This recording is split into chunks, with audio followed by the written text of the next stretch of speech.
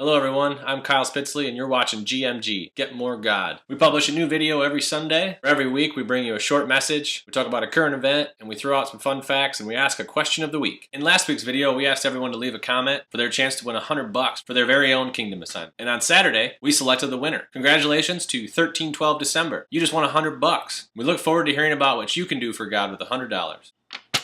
Now on to today's topic, being content. So today's message is based on 1 Timothy chapter 6, verses 6 through 8. Now there is great gain in godliness with contentment. For we brought nothing into the world, and we cannot take anything out of the world. But if we have food and clothing, with these we will be content. This verse lays it out so simply and so easy to understand. God wants us to be happy with what we have, to be content, to be satisfied with what we have on our plate. In the fallen world that we live in, Satan is telling us otherwise. He wants us to want and desire and need all of these material things in the world that are unnecessary for our life. This passage even talks to food and clothing. That's really all you need to survive in the world that God has given us. But for some reason, we always want so much more because we think we need to have money and fame to be happy or to be content in life. But we know that's not true. A really good example of someone who had a very fulfilling life with very little possessions is Mother Teresa. She spent her whole life helping other people. And she did this with the heart of a servant and very few material things. She didn't want a big house or a nice car. She did what God wanted her to do, and she was probably more satisfied than some of the rock stars and movie stars that we know today. In America, it's so hard to understand this because we live in such a material and consumption life. We often take for granted that we live in a world of blessings. There are people in your city that don't have a place to sleep tonight. They don't have a meal to eat or a warm place to stay. So we should feel pretty lucky to have what we do. We need to be grateful for those things. We need to be content with those things. I'm not saying that you need to go give away all your possessions and live in a cardboard box with one pair of clothes and no shoes. That's not what I'm saying. We just need to be aware that God has blessed us with many things, and we don't need to be jealous of someone with better things, a nicer car or a bigger house. Chasing after those things will not bring you contentment. It will only bring stress and anxiety to your life. Chasing after these things will never satisfy you. It's like a line drawn in the sand. The schoolyard bully tells you not to cross the line. When you cross that line, he backs up and draws another one. So when you're young, you think, I'm in first grade. Man, I wish I was in third grade. And then when you get to third grade, you think, man, I wish I was in sixth grade. Those kids are ruling the school. And then when you get to sixth grade, you think, gosh, I wish I was in middle school. They get different classes and teachers and lockers. And then when you get to middle school, you think, gosh, I wish I was in high school. And then when you get to high school, all you can think is, gosh, I wish I had my driver's license so I could drive my friends around and do what I wanted to, when I wanted to. And then you look at, gosh, I wish I was in college. You don't even have to go to class. And then you get to college and you think, man, I wish I was done with school and I had a good job. And then you get a job and you think, man, I wish I had a house or a family and kids. And then you get all those things and you said, man, I wish I could go back to school. The point is, you can't chase after these things. It's never satisfying. These things will never satisfy you. God wants you to be content. He wants you to be happy, but he won't force you to be that. You have to choose that yourself. So here's a list of things that God wants for you, and here's a list of things that the devil wants for you, because they're both fighting for room in your mind and your heart. God says, I want you to have contentment. Satan says, I want you to have discontentment, assurance, doubt, clarity, confusion, peace, worry or anxiety, gratitude, jealousy, forgiveness, revenge, hope, sorrow, confidence, fear, happiness, sadness. So when these thoughts come into your mind or these feelings come to you, think about which list they're on and where they're coming from. It's up to you to choose. God wants it for us, but we have to choose it. So moving on to today's current event. This week's current event is about a couple that's been married for 80 years. John and Ann Batar, married in 1932. John's 101 years old and Ann is 97 years old. They've been married for 80 years. That's a long time. The key to their success in a long, happy marriage was contentment. So what they said was contentment was at the heart of their union. So to all you married couples, remember that contentment is a key to a happy marriage. So now it's time for today's fun fact. Did you know recycling one glass jar saves enough energy to watch TV for 3 hours? That's nuts! So one glass is 3 hours. 2 glasses is 6 hours. What if we saved 3 glasses? 4 glasses? 5 glasses?